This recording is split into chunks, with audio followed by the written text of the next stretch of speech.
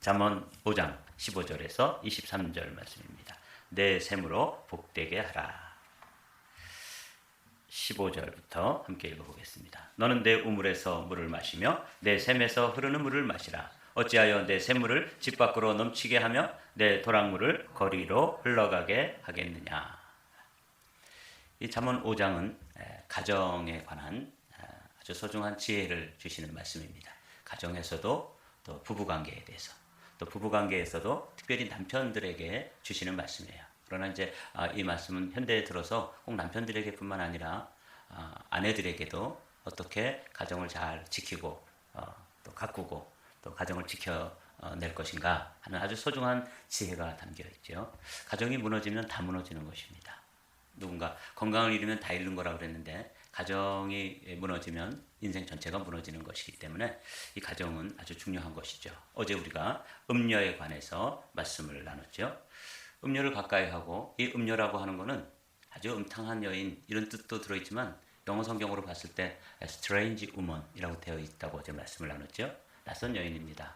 내 아내와 같이 익숙한 사랑스러운 아내와는 별개로 처음 접하는 낯선 여인, 이제 창녀일 수도 있고 또 다른 여자를 이야기해요. 이 음녀에게 갔을 때 두렵건대, 이렇게 오늘 어제 우리가 나눈 말씀입니다. 쭉 읽고 지나가겠습니다. 9절부터 읽어보죠. 시작. 두렵건대 내 존영이 남에게 잃어버리게 되며 내 수한이 잔인한 자에게 빼앗기게 될까 하노라. 두렵건대 타인이 내 재물로 충족하게 되며 내 수고한 것이 외인의 집에 있게 될까 하노라. 두렵건대 그 음녀에게, 그 스트레인지 우먼에게 마음을 주고 그 여인에게 들어갔다가 결국은 인생 전체가 무너지는 것, 망가지는 것.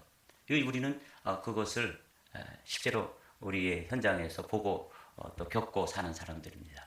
서울시장을 지냈던 어떤 사람, 아주 자기 자신은 도덕적이고 또 힘없는 사람들을 위해서 그들의 인권을 대변하고 그랬는데, 그 서울시장이 또 부산시장도 마찬가지였죠. 아주 같은 시기에 서울시장을 지냈던 어떤 사람, 부산시장을 지냈던 어떤 사람들이 스트레인지 우먼, 자기 아내와는 다른 여인을 만지고 품었다가 결국 내 존영이, 그 서울시장이면은 서울 대통령이에요. 부산시장이면 부산의 대통령입니다. 특별히 지금은 지방자치제를 지내고 있잖아요. 그리고 어떤 대통령 후보였던 어떤 사람도 또 자기 비서와 부적절한 관계 때문에 지금은 이름조차도 사람들이, 아마 그 사람이 지금 자기의 삶을 잘 지켰다면 지금쯤 지금 대통령 후보로 나왔다가 야당 대표가 됐던 그 사람보다는 훨씬 지명도도 좋고 인지도도 좋은, 그래서 대통령이 될 뻔한 그런 사람인데, 그런 부적절한 관계 때문에 어떻게 돼요?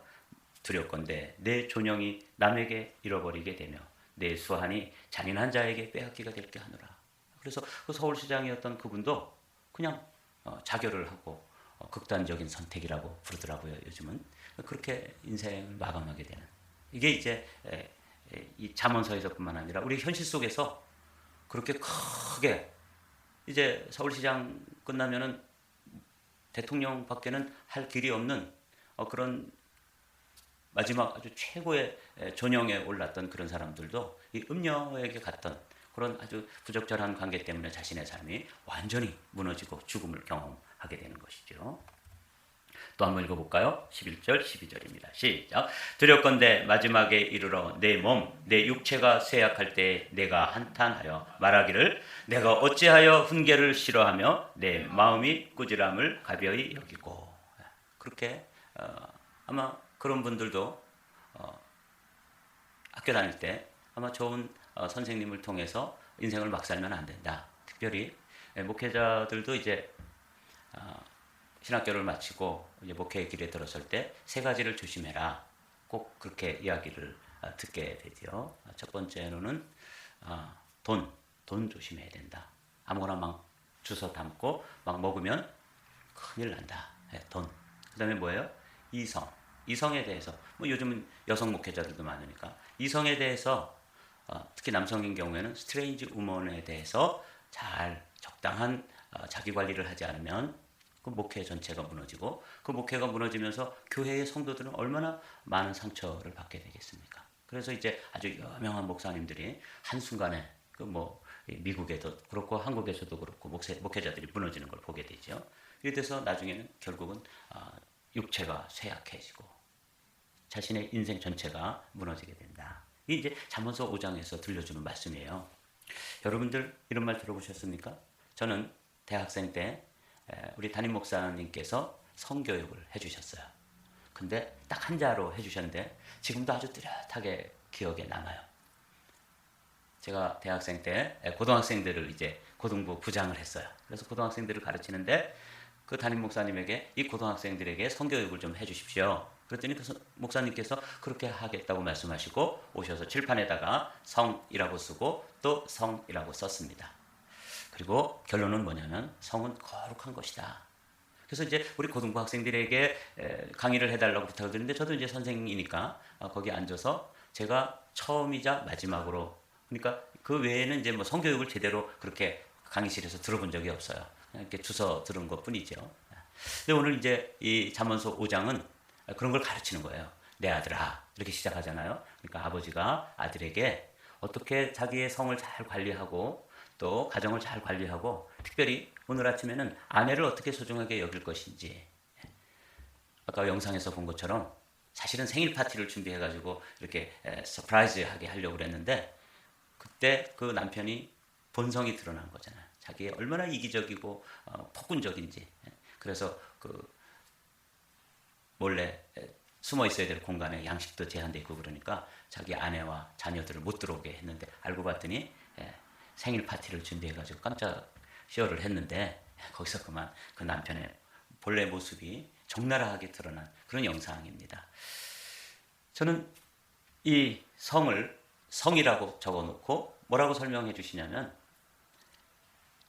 우리가 하나님께서 우리에게 선물로 주신 이 성이 있잖아요. 남성이면 남성, 여성이면 여성. 이 두 성이 합해가지고 가정을 이루고 그리고 자녀를 낳고 이 신비에 정말 신비스럽고 정말 거룩한 것이라고 그 목사님이 설명해 주면서 뭐라고 얘기했냐면 이 거룩할 성자는 귀 이자에다가 입구가 들어있고 그 다음에 임금왕자가 들어있다고 말씀해 주셨어요.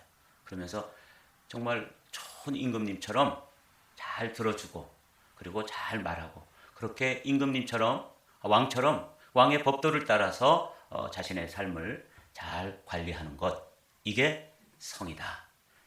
제가 지금도 벌써 제가 대학생 때 들었으니까 한 40년이 넘는 시간이 지났는데도 뚜렷하게 그 목사님의 성교육은 어떻게 보면 인생 교육이었습니다.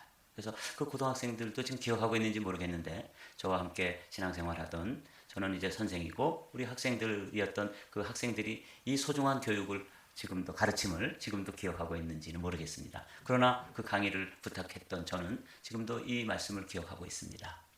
성은 성이다. 오늘 아침에 이 화두를 가지고 함께 말씀을 좀 나누도록 하겠습니다. 어려운 거 없어요. 너는 내 우물에서 물을 마시며 내 샘에서 흐르는 물을 마시라. 어찌하여 내 샘물을 집 밖으로 넘치게 하며 내 도랑물을 거리로 흘러가게 하겠느냐. 그 물이 내게만 있게 하고 타인과 더불어 그것을 나누지 말라. 내 샘으로 복되게 하라. 내가 젊어서 취한 아내를 즐거워하라.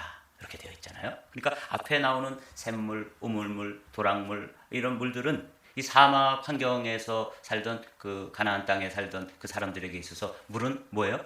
생명입니다. 그렇죠?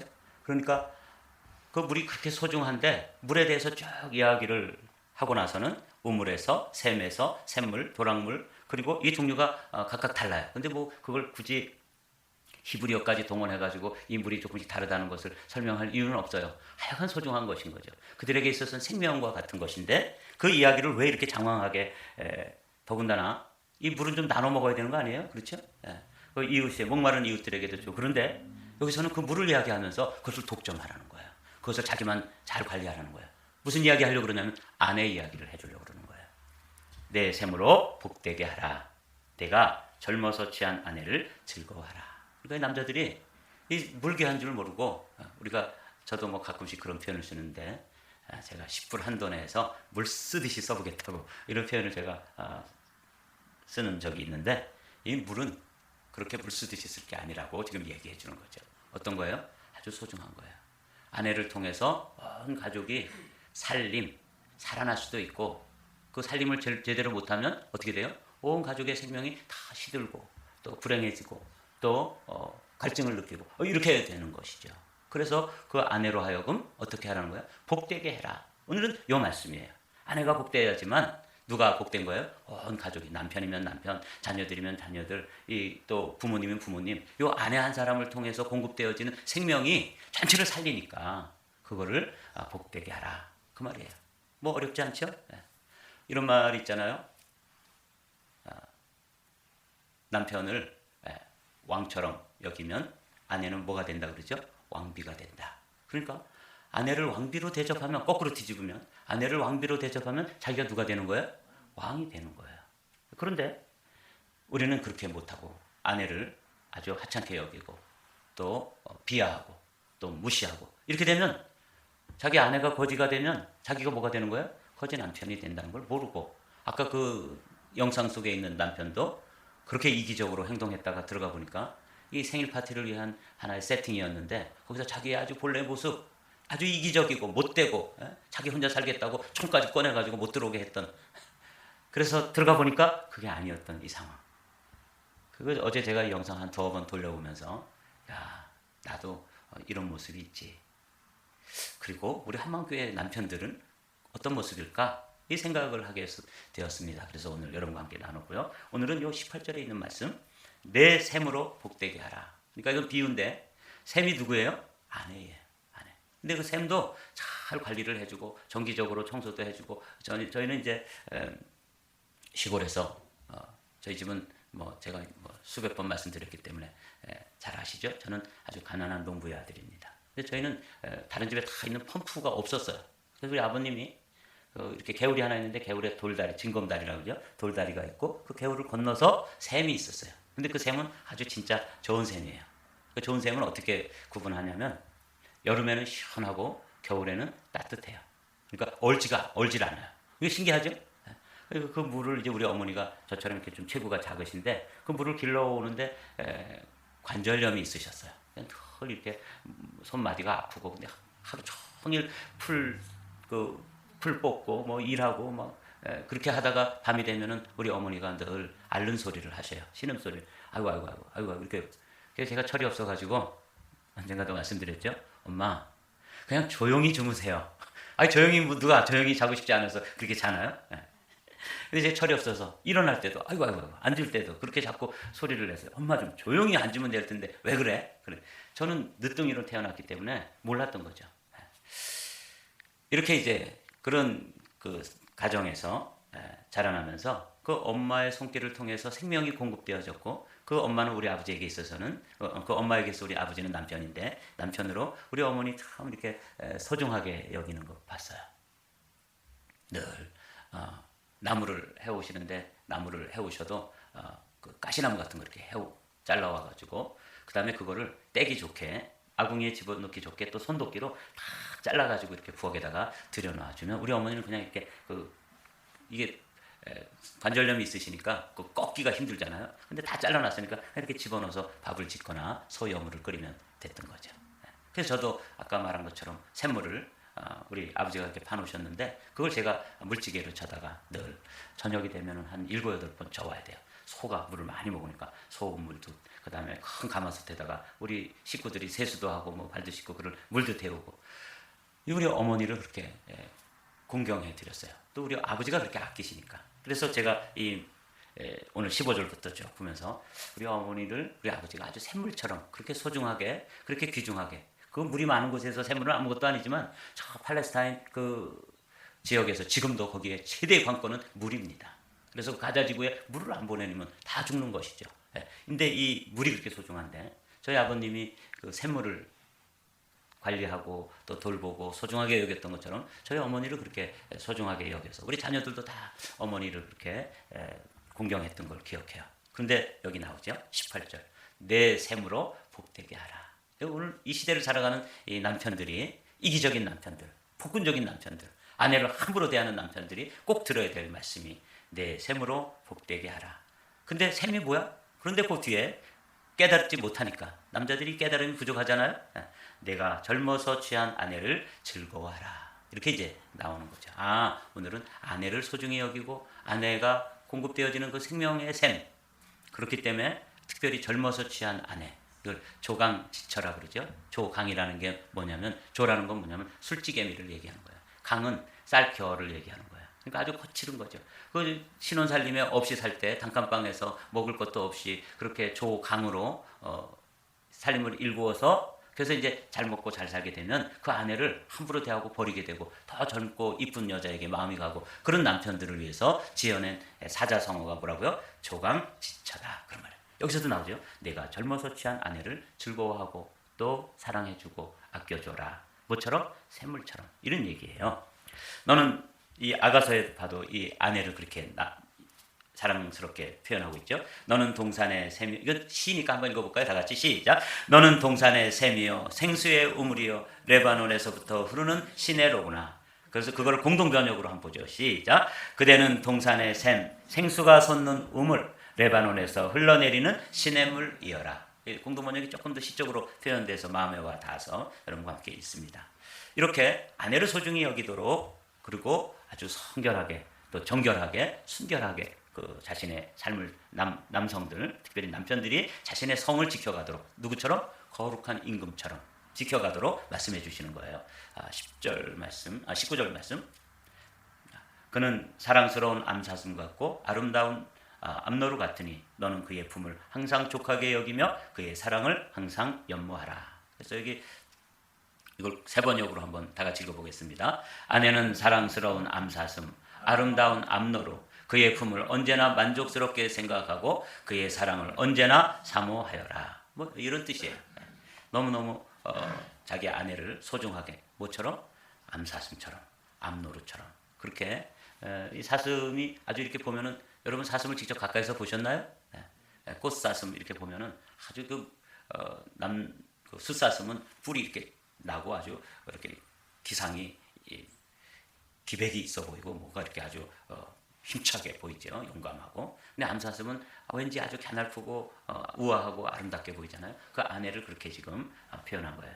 아내는 사랑스러운 암사슴, 아름다운 암노루, 그의 품을 언제나 만족스럽게 생각하고 그의 사랑을 언제나 사모하여라. 그리고 이제 또 부르는 거예요. 내 아들아, 어찌하여 음녀를 연모하겠으며 어찌하여 이방 계짐의 가슴을 안겠느냐. 내 아들아, 어찌하여 음행하는 여자를 사모하며 부정한 여자의 가슴을 껴안겠느냐. 조금 더 리얼하게 세 번역으로 번역이 되어서, 이거는 이제 여기 음녀라는 게 창녀일 수도 있고 또 낯선 여인이라고 되어 있으니까 이웃집 여인인 거예요. 그래서 우리가 불륜을 저지르게 될 때 그 여자를 얘기하는 거죠. 대저 사람의 길은 여호와의 눈앞에 있나니 그가 그 사람의 모든 길을 평탄케 하시느니라. 이렇게 아내를 사랑해야 되고 아껴야 되고 소중하게 여겨야 되는 이유를 이 잠언서 지혜자는 하나님 앞에 우리가 있기 때문이다. 근데 공동 번역이 훨씬 우리 마음에 와닿도록 번역이 됐어요. 다 함께 읽어보십니다. 시작. 야훼께서는 사람의 발자국 하나하나 살피시니 사람의 일이 그의 눈길에서 벗어날 수 없다. 그렇습니다. 이게 우리가 여기 남편들이 있는데, 우리가 남편들이 걸어온 지금까지의 발자취를 사실은 나도 잊어버리고 또 아내는 까마득히 모르고 그런데 사실은 하나님께서는 그 발자취를 다 하나하나 살피신다. 좀 두렵고 떨리는 말씀이죠. 네. 우리가 그런 중심으로 내 삶이 하나님 앞에 서 있다. 대저 사람의 길은 여호와의 눈앞에 있나니, 이런 말씀으로 자기 자신을 관리해야 되는 거죠. 특별히 남편들이. 악인은 자기의 악에 걸리며 그 죄의 줄에 매이나니 그는 훈계를 받지 아니함으로 말미암아 죽겠고 심히 미련함으로 말미암아 혼미하게 되느니라. 이것도 이제 공동 번역으로 보면 조금 더 이해가 쉽게 되어 있어요. 악인은 제 잘못에 걸리고 죄의 올무에 얽매인다. 23절 다 같이 읽어볼까요? 그런 사람은 교훈을 받지 않아 죽게 되고 너무나 어리석어 망하게 된다. 망조가 드는 거예요.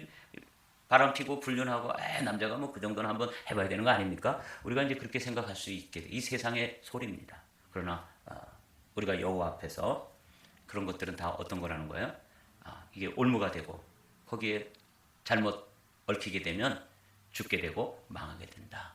이렇게 이제 이게 오늘 결론입니다. 그래서 오늘은 우리가 사랑하는 아내들을 생각하면서 남편들이 이 말씀을 좀 마음에 새기면서 우리 김춘수 시인의 꽃이라는 시를 읽고 마치도록 하겠습니다. 내가 그의 이름을 불러주기 전에는 그는 다만 하나의 몸짓에 지나지 않았다. 내가 그의 이름을 불러주었을 때 그는 나에게로 와서 꽃이 되었다. 내가 그의 이름을 불러준 것처럼 나의 이 빛깔과 향기에 알맞은 누가 나의 이름을 불러다오. 그에게로 가서 나도 그의 꽃이 되고 싶다. 우리들은 모두 무엇이 되고 싶다. 너는 나에게, 나는 너에게 잊혀지지 않는 하나의 눈짓이 되고 싶다. 누군가 소중히 그 이름을 불러주고 아껴주면 그 불러주기 전에는 아무것도 아니었는데 그냥 풀이었고 들꽃이었는데 이름이 있는 꽃이 된다는 것이죠. 사랑하는 성도 여러분, 오늘 우리에게 주님께서 가정도 주시고 또 사랑하는 아내도 주시고 또 남편도 주셨습니다. 오늘 주님께서는 그것을 샘으로 비유하면서 그 안에서 생명의 생수를 공급해야 될 그 아내를 아주 소중한 사람으로, 또 이 시인 김춘수는 이름이 있는 꽃, 소중한 꽃이죠. 그런 삶으로 우리의 삶을 갖고 가게 되시기를 우리 함께 다짐하십시다.